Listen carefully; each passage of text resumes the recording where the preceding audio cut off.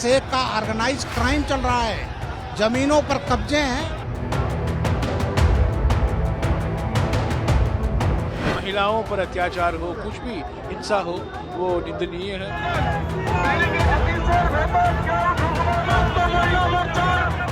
संदेशखाली पीड़ित को लेकर जितना दूर तक जाना चाहिए जाऊंगा।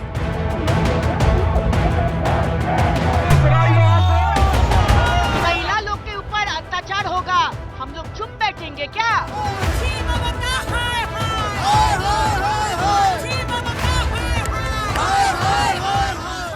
24 का चुनाव है और बंगाल का सियासी पारा हाई है। लोकसभा की 42 सीटों वाले बंगाल के संदेशखाली में इस वक्त संग्राम हो रहा है। एक तरफ बीजेपी के कार्यकर्ता संदेशखाली कांड के खिलाफ सड़कों पर हैं। शहर शहर बीजेपी ममता सरकार के खिलाफ प्रदर्शन कर रही है।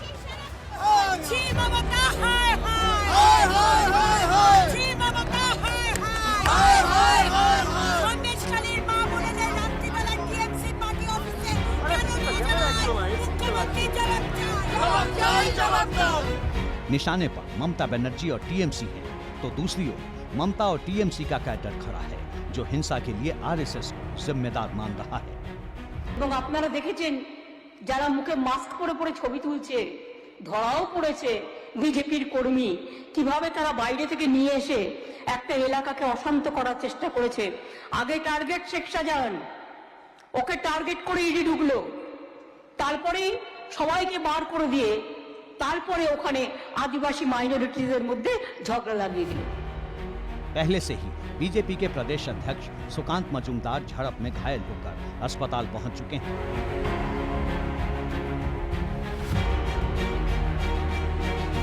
और अब बीजेपी के डेलीगेशन को संदेशखाली में नो एंट्री मिलने से माहौल और ज्यादा गर्मा गया है।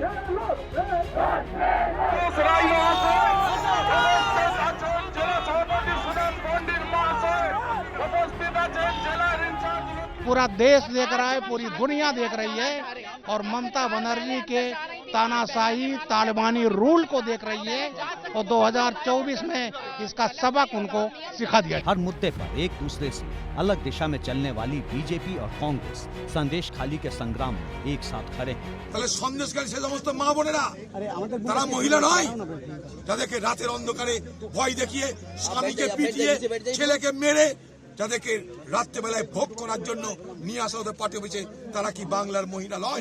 You are a Bengali queen of cruelty.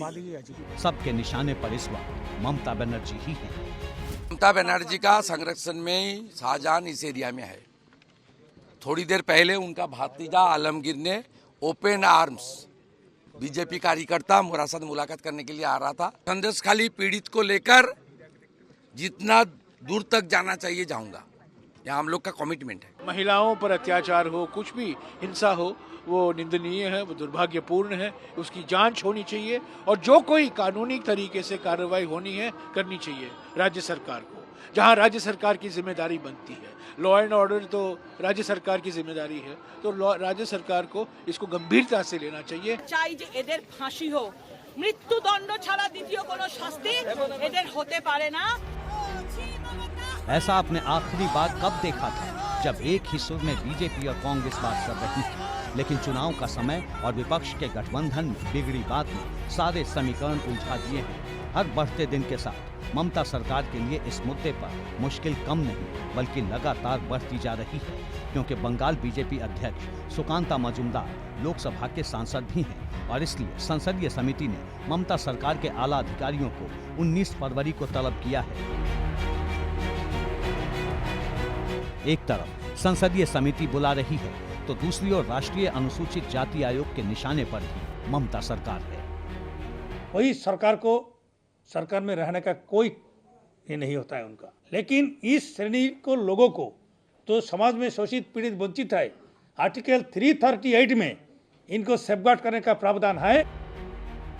Sandeshkhali कांड का आरोपी शेख शाहजहां है, जो कि टीएमसी का नेता है और इसीलिए सिर्फ बीजेपी कांग्रेस ही नहीं बल्कि टीएमसी पर सवाल उठाने वाली स्थानीय जनता भी है, जिसे कुछ दिनों बाद ही वोट के जरिए अपना फैसला सुनाना है।